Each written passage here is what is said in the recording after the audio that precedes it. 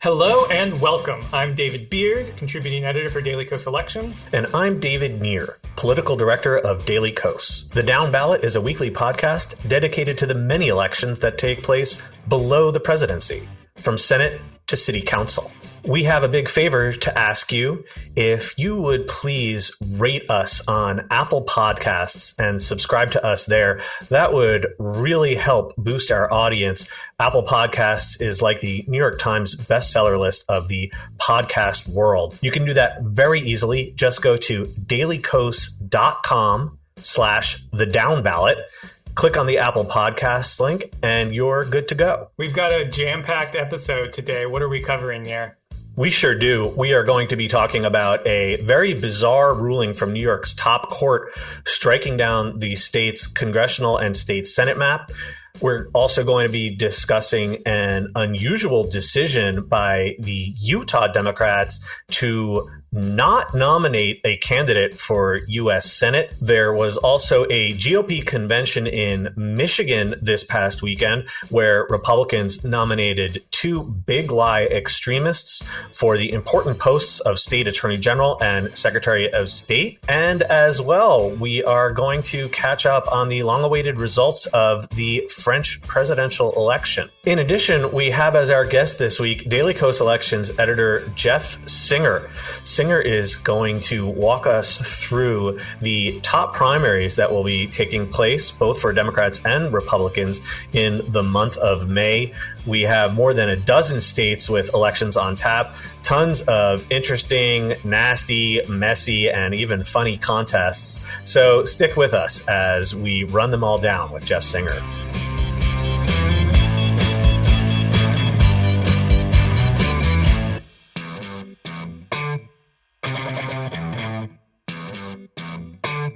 This week, we're starting with late-breaking news in New York, where the state's highest court recently brought down a ruling on the state's congressional and state Senate map. What happened there, Neer? So this was a huge surprise and really a strange ruling in so many ways.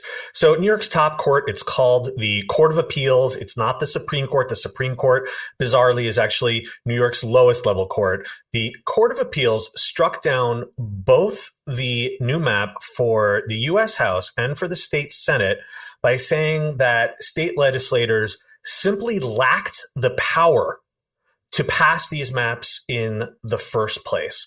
And the way they got there was by saying that an amendment to the state constitution that voters approved in 2014 created a body. It's called the Independent Redistricting Commission. It's not independent at all. Its members are mostly appointed by politicians in the legislature. So it's still called the IRC, and the IRC failed to produce new maps. The Constitution says that new maps have to come from the IRC, and those maps have to be passed on a bipartisan basis. This panel was at a total impasse. It could not agree on any maps. And so that meant New York had no maps. And the legislature said, well, okay, there are no maps. New York has to have new maps. And so we are going to pass new maps. And so they did. And those maps unquestionably favored Democrats. But this was the process that lawmakers believed was left to them. Well, the Court of Appeals said, no, just because the IRC failed to come up with maps, that doesn't mean that you get to draw the maps instead. And this part of the decision was really, really strange because at no point did the majority explain what the legislature should have done differently. In a very vague footnote, they say that the courses of action that lawmakers could have resorted to include, quote, political pressure and, quote, more meaningful attempts at compromise on the IRC. It's not at all clear to me how on earth lawmakers are supposed to force an evenly divided partisan body like the Independent Redistricting Commission to, quote, make more meaningful attempts at compromise. But that seems to have been the only recourse. that was left to them. A dissenter said that was really nonsense and said that this view would leave the legislature hostage to the IRC.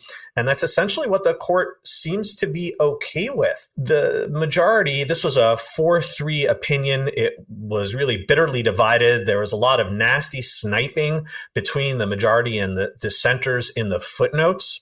The majority also did something really strange, which is it said, okay, the maps for the state Senate and for Congress, they are void from the get-go. They have absolutely no validity whatsoever. Oh, and this map that has no legal authority whatsoever, we're also going to say that it is a partisan gerrymander that violates the state constitution. And there was no need to do this. When courts do this kind of thing, it's called issuing an advisory opinion. Courts aren't supposed to issue advisory opinions. They're only supposed to litigate actual controversies. This pissed off yet another dissenter who called it inappropriate that the court would do this. A third dissenter ripped that analysis to shreds and said that the majority, in fact, was wrong on this score too, that the map was a illegal gerrymander. But the fact is, 4 judges on the Court of Appeals said that these maps should be tossed out, and their remedy is to have a trial court working with an independent special master come up with new maps for Congress and for the state Senate. They didn't put a timetable on it. All they said was that the maps should be passed with, quote, all due haste. It really throws New York's politics into turmoil, though, because the filing deadline passed several weeks ago.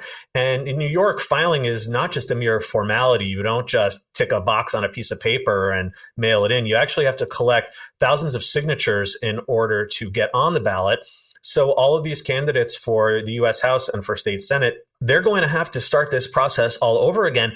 And they can't do it right now because there are no district lines. They don't know which voters would actually be eligible to sign their petitions. You can't just get it from any random person in the state. You have to get it from within the district that you're seeking to run in. It's expensive, it's time consuming, and the only thing these candidates can do is cool their heels. This is a really bizarre outcome, and Democrats obviously are extremely unhappy about this, and no one has any idea what the next set of maps will look like, but those also will be subject to appeal. So it's certain that New York's primary will be delayed. The Court of Appeals said it probably has to take place in August, but there's a whole nother round of litigation that's going to have to be resolved over the maps drawn up by this special master. So right now, New York's maps are a total black hole, and there's just no predicting what's going to come out the other side. Yeah, and to take it from a New York-focused point of view to sort of a national point of view just for a minute, the end result will probably be less gerrymandered maps for the state of New York, which sort of in a vacuum, one could think like, oh, well, that's a good thing, like gerrymandered maps are bad. But when you look at it from a national perspective, what you see is that in New York, a gerrymandered map to favor Democrats was struck down by a Democratic court. But in Ohio, Republican gerrymandered maps were struck down once by a Republican court. They allowed the Ohio legislature to go back and draw another gerrymandered map. And now those maps are being litigated, but the expectation is that the primary will go ahead and the general will go ahead with these current gerrymandered maps. So the Republican legislature was allowed to do a second round of gerrymandering and just sort of pass it through, at least through 2022. And even worse, in Florida, where they just passed a significantly gerrymandered Republican map, the broad expectation is that the Florida Supreme Court is going to simply wave it through, despite very clear restrictions against gerrymandering in Florida law that was passed by Florida voters. The expectation is because it's a Republican court that has a lot of DeSantis appointments that they're just going to, wave it through. And maybe they won't. I very much hope that the Republican Supreme Court in Florida will strike down the DeSantis gerrymander and will force fair maps. I don't have very high expectations on that. So what you see nationally is Democrats in New York being, forced to move into a fair map, while similar big key states on the Republican side are being allowed to slide through despite laws that were passed, despite judgments from the Ohio Supreme Court, and have gerrymandered Republican maps go through that skews the entire House nationwide. So it's just an extremely frustrating result. Now that we got through that, I'm going to talk a little bit about Utah, which is very different, and the Utah Senate race. So delegates to Utah's state Democratic convention voted on Saturday not to run a candidate, which is pretty unusual. That's not something you would expect a state Democratic convention to do very often. But what they've decided to do instead is back conservative independent Evan McMullin's campaign. So what you'll have as a result is Republican Senator incumbent Mike Lee running on the Republican ticket, and you'll have independent Evan McMullin. You'll have no Democratic candidate, but you'll have at least sort of publicly known that the Democratic Party is backing McMullin's independent run. Now, this is, of course, in Utah, which is an extremely red state. So the idea is obviously that there was basically next to no chance for any Democrat to have any chance of unseating Mike Lee. But McMullin, if he can pull some, moderate Republicans, some conservative independents who would otherwise never consider voting for a Democrat, he might be able to put together a coalition that would allow him to win and defeat Lee. Lee, of course, is extremely conservative. He was anti-Trump, like so many were in the beginning, pre-2016, but has now become like a very, very tight ally to Trump.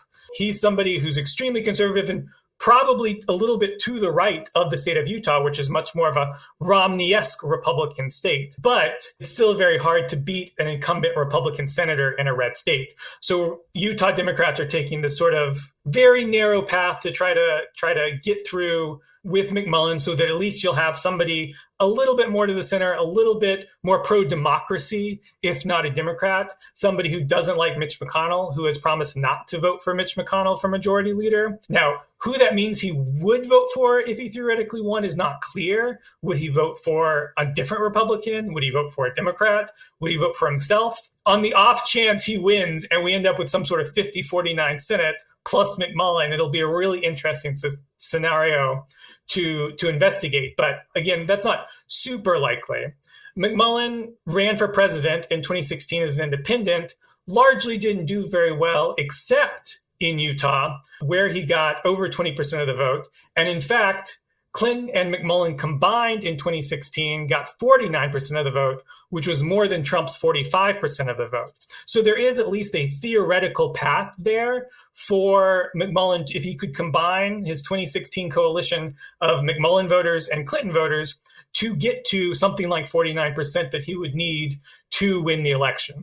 Of course, in 2020, the more recent election, Trump got 58% of the vote, as a lot of those McMullin voters, when they didn't have somebody like McMullin to vote for, went home to Trump. So you're going to have to pull a lot of those voters back. It's still a tough thing to accomplish. So we'll see how well McMullin is able to ride this very narrow path. It's very easy, I think, to imagine McMullin giving Lee a real scare, maybe even forcing Lee to spend some real money that he wouldn't have otherwise needed to spend. But it's still pretty hard to imagine him winning.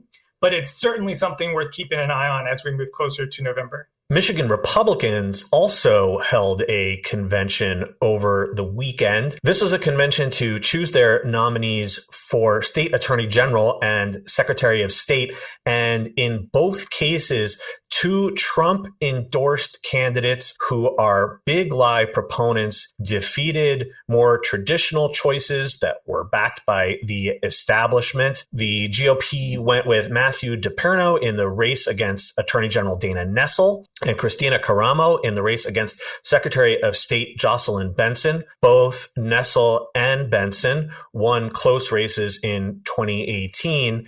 And in their roles as the top elections official in the state and the top law enforcement official in the state, they have played an important role in making sure that elections are run safely and soundly.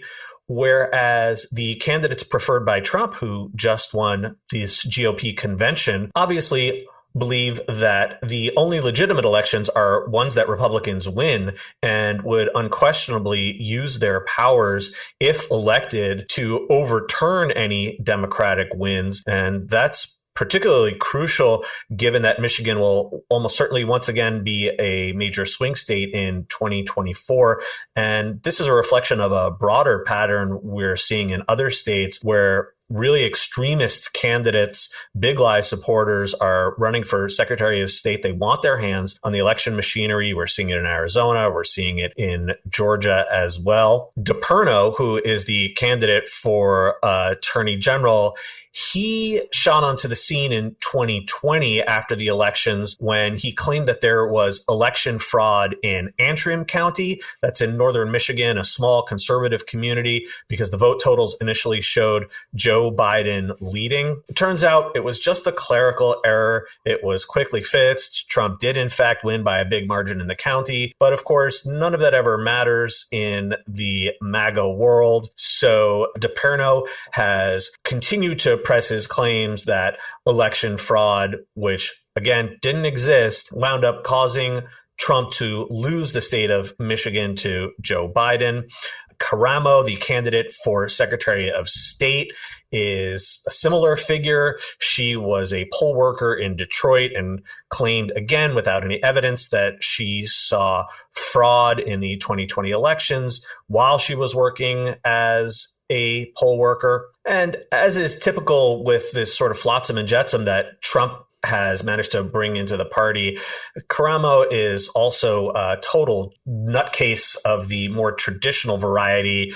She had a podcast where she obviously said a whole ton of absolutely nutty things. She claimed that Beyonce was, quote, bringing Black Americans into paganism. She claimed that gay people or anyone who has sex outside of marriage, quote, violates God's creative design.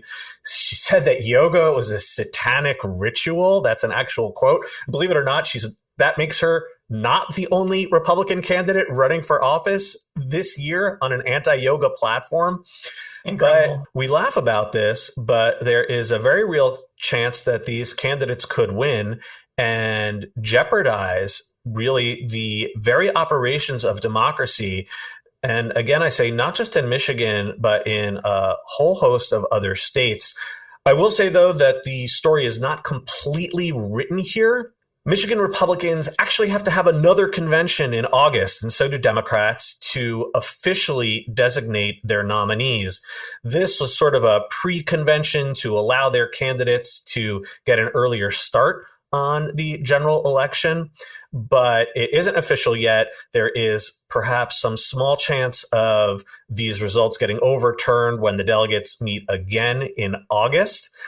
One other candidate who lost in the race for Attorney General says that they might actually have to go this route because they think that DePerno could lose his law license or even be indicted. So Republicans might have found themselves in a total mess. The one good thing, I suppose, is that the Republican establishment is pretty despondent about this. One losing candidate for the Secretary of State race said, "I'm disappointed that Jocelyn Benson will be the Secretary of State for the next 4 years." In other words, he assumes that Republicans have just conceded the race by nominating these lunatic candidates. But I'm not so sanguine at all. We have seen the GOP win general elections in swing states, nominating the most unacceptable of candidates. So these two, DePerno and Karamo, present a real danger. And just another example of the importance of these down ballot races. Obviously, we talk a lot about the Senate and the House here, but a lot of these races have really important results. And so we'll be continuing to track these Michigan races and other races that affect elections and election rights moving forward. I'm going to take us now across the pond to follow a couple of election results in Europe that went pretty well, all in all. In France, as we've been covering for the past few weeks, the presidential runoff took place between centrist Emmanuel Macron and far-right challenger Marine Le Pen for Macron's second term. Macron won with 59% of the vote to Le Pen's 41% of the vote, which is a pretty large defeat, a little bit larger than the polls were showing just before the election, which had been about 10 points, but was a significant narrowing from their 2017 election, which Macron won 66% to 33%. So there was a real increase for Le Pen in her vote 5 years later. We also saw that turnout was 72% out of registered voters, which was a low for French presidential runoffs dating back to 1969. And more than 3 million voters went to the polls but cast a blank ballot sort of in protest of the two candidates who were available. I think it's safe to assume these were primarily left-wing voters who were unhappy with the options of a centrist and a far-right candidate. Now, the interesting thing about French elections is that legislative elections are now coming up on June 12th. It's sort of a weird quirk of the election calendar in France that legislative elections now take place a couple of months after presidential elections. It's sort of like if all of the House and Senate races in the US took place on the same timetable as the Georgia runoffs happened back in, the end of 2020 and the beginning of 2021. So it's very strange. What's resulted usually is it's been a big benefit for the winning presidential candidate because they're on still sort of a honeymoon period. The voters sort of want to give them the ability to govern, so they tend to support the candidates of the winning presidential candidate's party. So that's what you sort of expect. Macron's party won an absolute majority back in 2017, and it looks like they might do so again. The difference here, obviously, is that Macron is definitely less popular now than he was in 2017, and there was much more of a sense that a lot of people voted for him purely to keep Le Pen out rather than out of sort of real energy on his behalf. So it'll be interesting to see how that plays out in the legislative elections. It's a similar system where all of the races go to runoffs between the top two candidates a couple of weeks later, just like the presidential system was. So what we'll see is a lot of instances where either a centrist candidate and a far-right candidate, or a centrist candidate and a left-wing candidate, or maybe a left-wing candidate and a right-wing candidate are the ones to advance to the runoffs. And that will cause different alliances and different vote decisions all throughout the country. So it's a very messy legislative election to follow, but we'll definitely check in and see how that turns out when that happens in June. So you mentioned that Macron's winning margin fell considerably from 2017. It was about 33 points then, about 18 points now. But you also mentioned that a lot of left-leaning voters, in all likelihood, left their ballots blank or just didn't participate.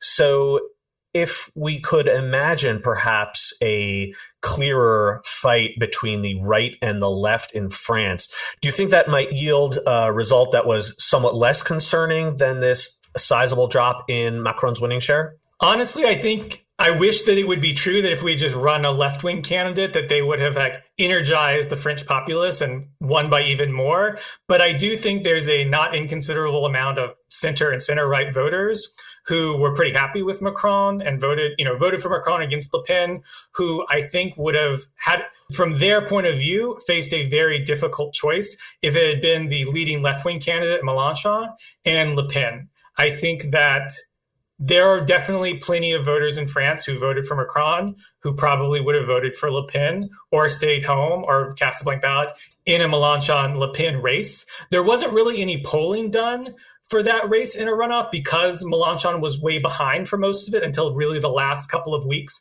when left-wing voters united around him tactically. So it's hard to know exactly how that race would have turned out, but I don't think that it would have resulted in a bigger win. I think Mélenchon, there was a good chance he would have still won. And obviously those millions of blank voters who were probably left-wing voters would have voted for him instead. But I think there are plenty of Macron voters who would have not gone with Mélenchon. So turning to the other election that recently took place in Europe, this is in the small country in Southeast Europe that was formerly part of Yugoslavia, Slovenia, who had their election as well. They had a right-wing populist prime minister, Janez Janša. He was defeated by a political newcomer, Robert Golub's Freedom Movement. Golub is the former executive of a state-owned energy company who sort of took over in a friendly way the country's very newly constituted Green Party, renamed it the Freedom Movement, and sort of led it to victory, all in the course of about a year. Now, Janša had styled himself very much in the same vein as Viktor Orban in Hungary, very much the sort of far-right populist, go after the media, go after the courts. And in fact, Slovenia had experienced the sharpest decline in democratic rights in Eastern Europe or Central Asia over the past 2 years, according to an NGO called Freedom House. Now, Janša had only been in government for 2 years. He also, importantly, didn't have an absolute majority in parliament. And one person observed that Jansa governed like he had Orban's majority, but he was actually in a minority and was reliant on coalition partners, which may have been a key reason why he was not able to build sort of the dominance and media dominance that Orban has been able to build in Hungary. Golob is going to be governing in alliance with a couple of other left-wing parties that made it into parliament and will hopefully, turn Slovenia away from its more populist far-right direction that it had been trending over the past couple of years. Well, that wraps up our weekly hits. Stay with us after the break. We will be talking to Daily Kos Elections editor Jeff Singer about the huge slate of primaries coming up in the month of May.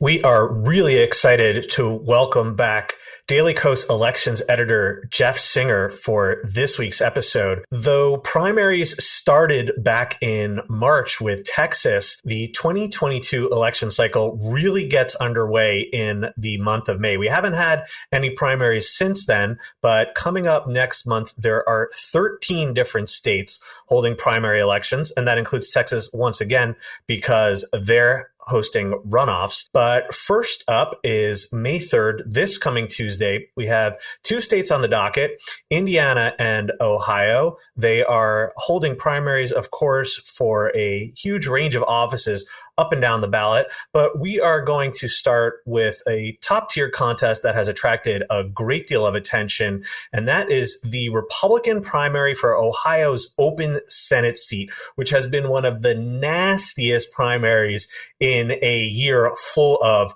many, many nasty primaries. So, Jeff Singer, welcome back, and why don't you kick us off talking about what's going on in the Buckeye State? Thank you, Nir. It's great to be back.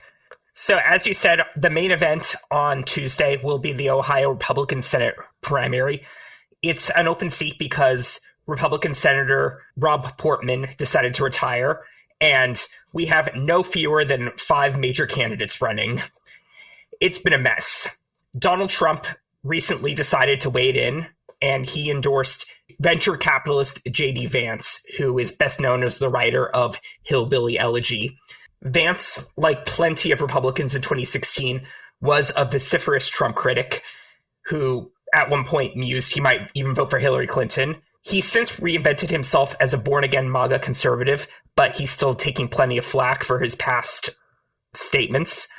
We have also former state treasurer Josh Mandel. He was the Republican nominee for the other Ohio Senate seat in 2012. He lost to Sherrod Brown. Mandel is the support of the Club for Growth, a really deep-pocketed conservative organization that's been particularly aggressive about going after Vance for what he said about Trump. We have Portman's choice, former state party chair Jane Timken, who is the only woman who's running a serious campaign here. We also have a wealthy businessman, Mike Gibbons, who unsuccessfully ran in the 2018 primary for the other Senate seat. And we have State Senator Matt Dolan, who is also very rich. His family co-owns Cleveland's baseball team. Trump hates him because the team is trying to change its name to the Guardians. So it's just been this giant, messy race. Trump may have clarified things when he endorsed Vance. There was a recent poll from Fox that gave Vance a 23-18 lead over Mandel, but that's pretty tight. A plurality of respondents were still undecided. Vance might have some momentum going in, but we'll really see on Tuesday. And something kind of funny happened just on Wednesday, right? Where the Club for Growth launched an ad attacking Vance and Trump. Yeah, so what the club did was they ran an ad that not only showed Vance beating on Trump in the past, but it showed various people questioning, has Trump seen this? And to add insult to injury, it showed a clip reporting that back in 2018, Trump endorsed none other than Mitt Romney for the Senate. And one of the stars of the ad said, well, look how that turned out. So they're sort of gently, but very much going after questioning Trump's judgment here. And if we know Trump, that's not going to go well. There's already been some fighting between Trump and the club. Trump sent a profane text message to the club's president recently after they kept airing anti-Vance ads. And this is not a small thing. The club is a major power player in Republican politics. If they're on Trump's bad side, it could have a big effect on future races. One thing I'll be watching for, and obviously we don't know who's going to win, but I think you maybe put the scales a little bit on Vance's side now that he has Trump's endorsement, though other results wouldn't shock me, is that we've clearly seen that Vance is not one committed to a certain ideology. He's completely reinvented himself to get Trump's endorsement to win this primary. But once he wins the primary, does he really need Trump anymore? And if he doesn't need Trump, does he reinvent himself into some other direction, either in a Portman-esque way or something else? It's really sort of a etch-a-sketch. We have no idea who Republican nominee J.D. Vance is going to end up being. So if he does win, that'll at least be interesting to watch. Let's move on now to the following week in May 10th, where we have two more states holding their primary elections, Nebraska and West Virginia. These are both fairly small, very strongly Republican states, but we've got a couple of interesting primaries on the Republican side, one in each state. Let's start off with Nebraska's governor race, which has had some interesting developments. Yeah, so Nebraska, that's a very Republican state. The winner of the Republican governor primary is probably going to go on to win the general election. There are three major candidates. This race is open because Governor Pete Ricketts, who hails from one of the most influential donor families in the Republican Party, is termed out. Ricketts is backing Jim Pillen, who is a University of Nebraska regent and a pig farmer. But Donald Trump is endorsing wealthy businessman Charles Herbster, who was at the January 6th rally that came right before the attack on the Capitol, although Herbster says he wasn't there for that. Then you have a third major candidate, State Senator Brett Lindstrom, who is more moderate. He's backed workplace protections for LGBTQ people, and he voted to override Ricketts' veto on a gas tax and death penalty repeal. And there was a recent poll that showed a very close three-way race with Lindstrom for the first time with a small lead, but very little polling here. The race took a really unexpected turn 2 weeks ago when 8 women, including a sitting Republican state senator, accused Herbster of groping them and other forms of sexual assault. Unsurprisingly, that's not shaken Trump's confidence in him in the least. But we'll see if that affects things on May 10th. Yeah, and what's interesting is I think Lindstrom probably wouldn't have a shot in a straight-up two-way race against either of those other candidates. But in a three-way race, you could imagine him coming out with 35% of the vote, squeaking past the other two, and that would be comparatively, obviously, nothing's ideal here when you're in such a Republican state, but a comparatively more moderate candidate who would probably end up becoming governor there. But let's move on to West Virginia, where we've got another Republican primary, this time between two incumbent congressmen. Due to reapportionment, West Virginia lost one of their congressional districts, which forced two incumbent Republicans to run against each other. What do we have here? Right. So in the 2nd congressional district in the northern part of the state, we have our first incumbent versus incumbent primary of the whole cycle between Alex Mooney and David McKinley. This is a very red state. Whoever wins is almost certainly going to easily prevail in November. There's a lot to see here. The two congressmen, they voted the same way most of the time, but they diverged on two very important issues recently. McKinley supported creating a January 6th commission. Mooney very much didn't. And McKinley was one of the few Republicans who voted for the Biden administration's infrastructure bill. Mooney very much did not. McKinley's backed by Governor Jim Justice. Mooney has Donald Trump and the Club for Growth in his corner. This is an interesting one. If it comes down to who's more Trumpy, Mooney easily takes it. Really, no question. If it comes down to who has more local roots, though, that's where things get more interesting. McKinley is a longtime West Virginian. His family's been there for a long time. He's been very involved in Republican politics. Mooney, by contrast, served in the Maryland State Senate. He moved to West Virginia in 2013 when he launched his campaign for governor. Mooney's chief of staff is also a current Maryland state senator. And the Office of Congressional Ethics is also investigating Mooney for allegedly misusing campaign money, including $2,000 for Chick-fil-A. So there's a lot going on here. McKinley represents about 2/3 of this new seat. Mooney represents the other third. If it comes down to geography or who's the more West Virginian, it's McKinley. But if people want the more MAGA-approved candidate, Mooney. So we're going to keep rolling right along here because, like I said earlier, there are so many states coming up in May.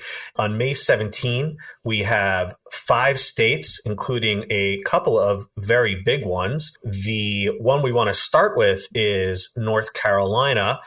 That's a state that's seen a lot of political upheaval this year. It has a brand new court-imposed congressional map. It's also gaining a congressional district, but the marquee contest has been yet another Republican primary, and I promise we'll get to some Democratic contests soon enough, but the GOP primary for North Carolina's Senate seat, which is another open seat race and another truly nasty affair. Singer, what's going on there? North Carolina's Senate seat is open because Republican Senator Richard Burr is retiring. There are 3 major Republicans running. There's former Governor Pat McCrory.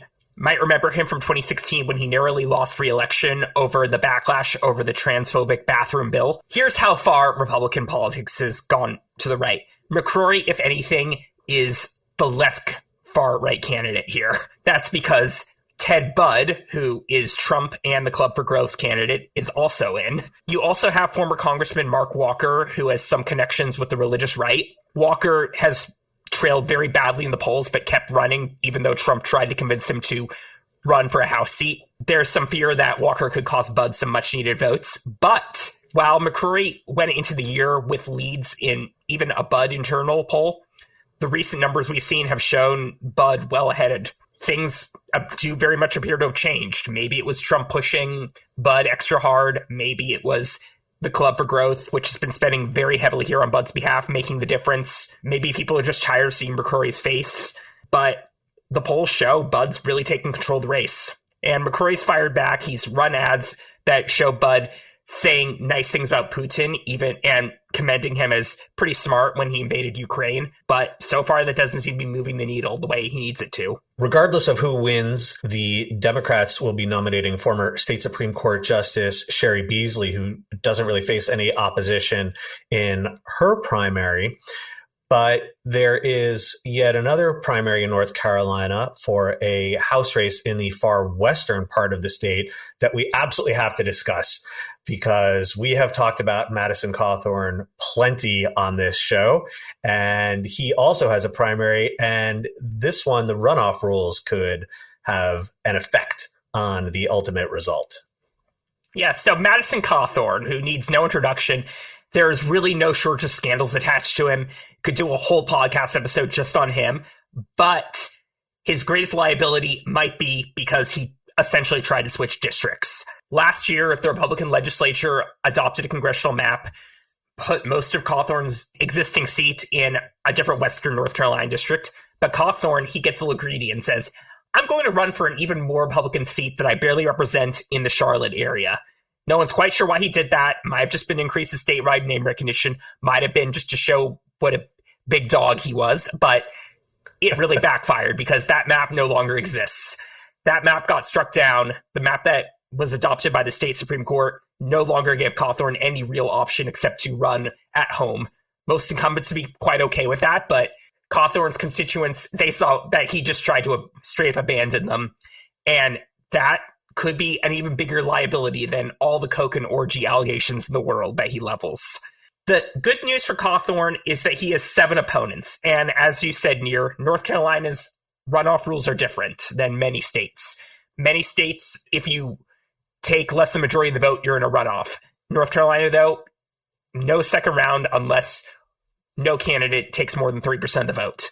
So even if a large majority of voters want Cawthorne gone, if he clears 30% and gets more votes than anyone else, he's renominated, which is pretty good considering how red this district is. Cawthorne's main opponent right now looks like State Senator Chuck Edwards, who is the endorsement of Senator Tom Tillis.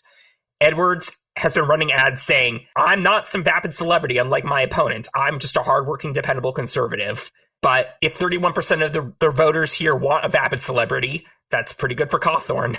And Edwards himself even released a poll just last month that gave Cawthorne this huge 52-20 advantage. More ads are being run here. A Tom Tillis aligned super PAC has also been running ads against him. We'll see if that moves the needle. But even Edwards knows he's starting well behind. And one super interesting thing to note is that Edwards got into the race during that brief period of time when Cawthorne said see ya to Western North Carolina and was going to run in Charlotte instead. Cawthorne jumped back into the race in the 11th district, and Edwards said, well, I'm not going anywhere. So really, Cawthorne's attempt to abandon his constituents could be his true undoing. So we promised some Democratic primaries, and now we're going to get to them. We've got two really interesting, for different reasons, Democratic primaries over in Oregon, who will also be voting on May 17th. Let's start with Oregon 5. This is held by moderate Democratic Congressman Kurt Schrader, who has annoyed progressives for, among many other things, saying last year that the idea of impeaching Donald Trump was like a lynching. Schrader apologized and voted to impeach Trump anyway, but the damage was done.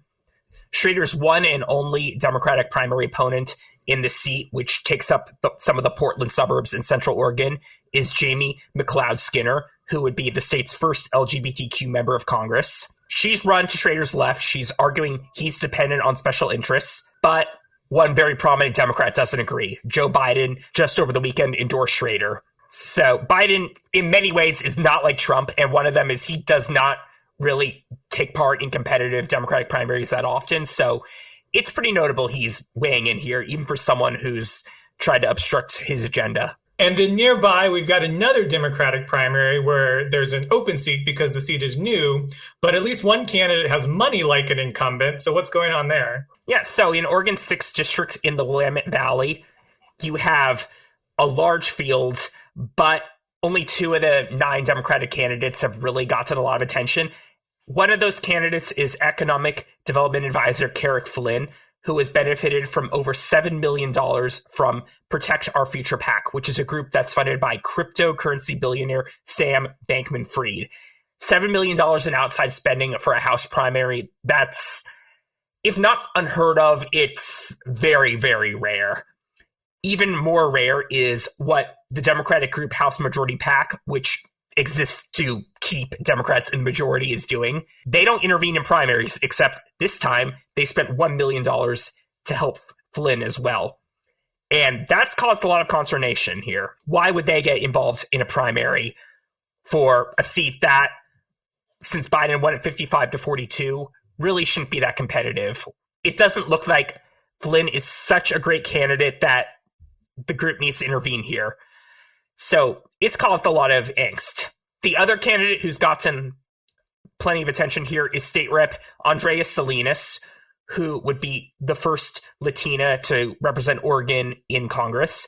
She has an endorsement from Governor Kate Brown, and the Congressional Hispanic Caucus has also spent $1 million on her. That's far less than what Flynn has benefited from, but it's still quite a lot. It's still going to help her get her message out. There are 7 other candidates here. So far, none of them have benefited from anything like the endorsements the other 2 have, but we'll see. It's a very, very strange race. So we are going to swing back to the eastern portion of the United States and hit the third major state that has a primary on May 17th. That is Pennsylvania, where we have competitive Democratic and Republican primaries in the Senate race.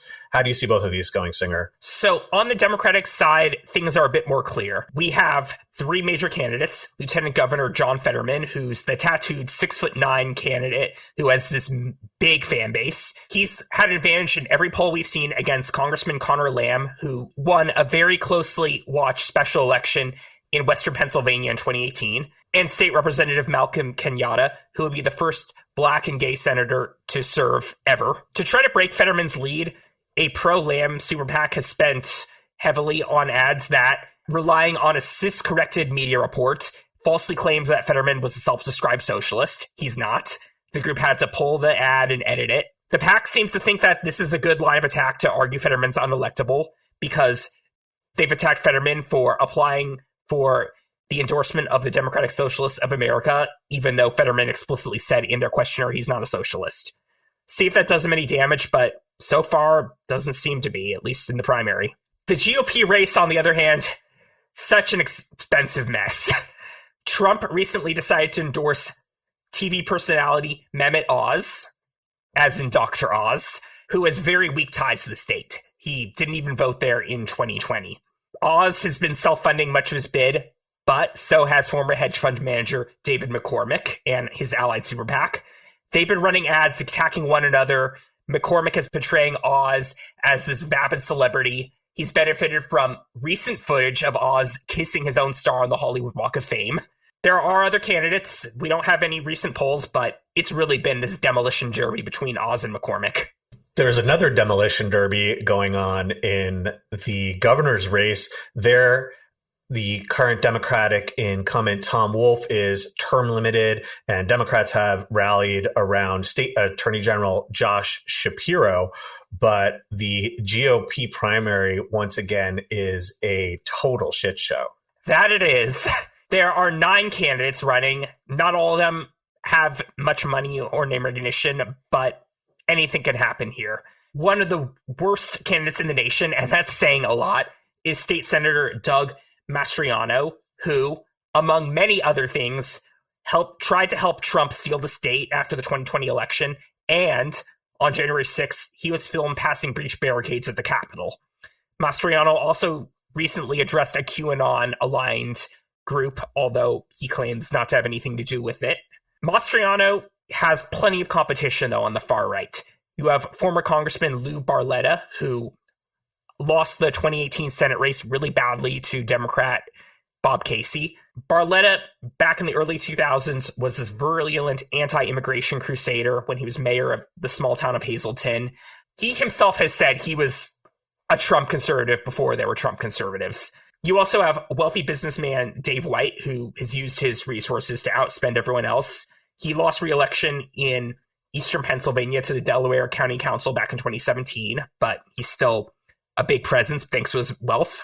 You have former U.S. Attorney Bill McSwain, who was trying to portray himself as the Trump candidate, but he got a huge setback earlier this month when Trump himself denounced him for allegedly not doing enough to uncover voter fraud in 2020, which of course didn't exist. Then you have State Senate leader Jake Corman, who just this month, Corman was running out of money. He was about to drop out. Then Trump attacks McSwain, and Corman suddenly gets another idea. And so the very day he was about to announce he was dropping out of the race, Corman says, never mind, I'm going to stick around. There are 4 others. In a race this packed, anything could happen, but those seem to be the big 5. And we have seen really no recent polls to indicate anyone is the front runner right now. And once again, Pennsylvania is a state that does not use runoffs. So whoever wins this primary could do so with a very small share of the vote. Yeah, this one is a real mess. So we'll have to watch and see how that develops. There are also 2 other states that have primary elections on the 17th, just to note, Idaho and Kentucky. And we'll definitely cover any notable results from those states as we track these races week by week.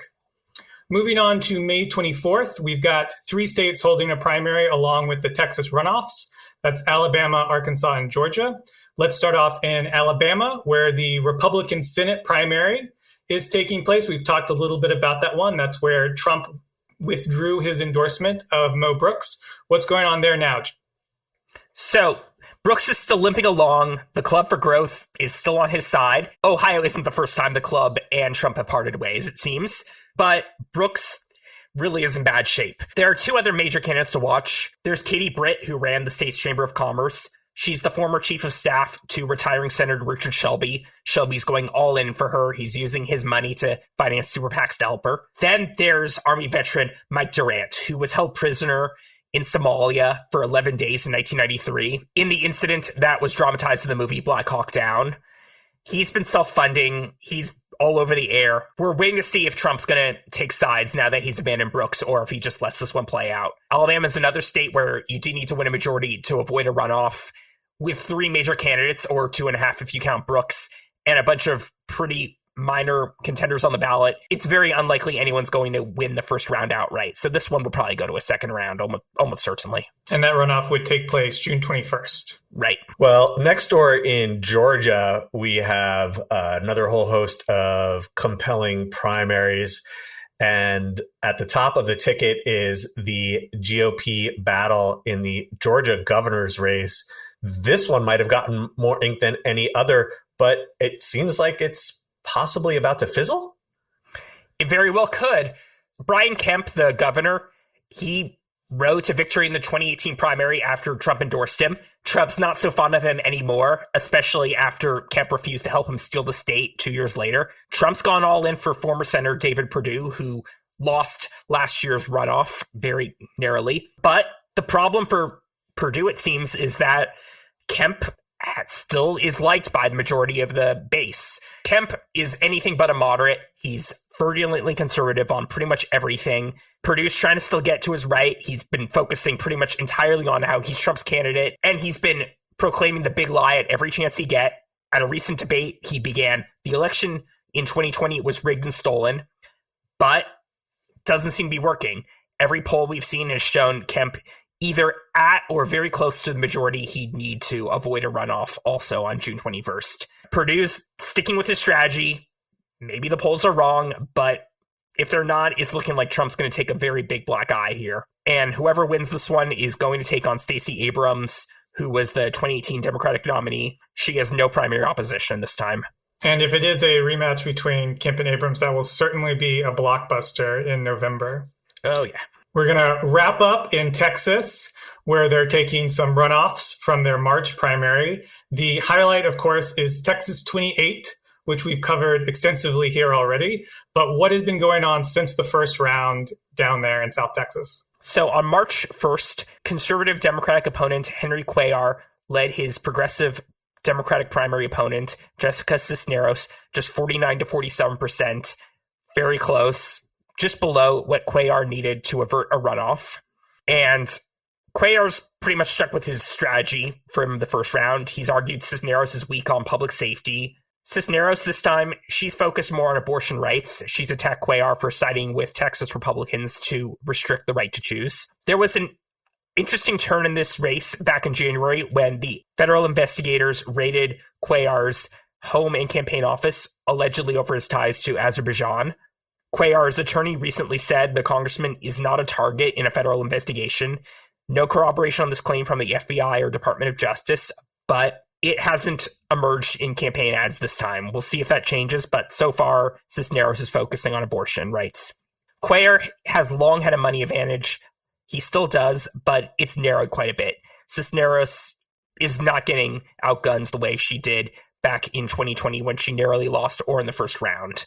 And the Republicans also have a race to watch here, but the GOP establishment's going all in for a former Ted Cruz staffer named Cassie Garcia.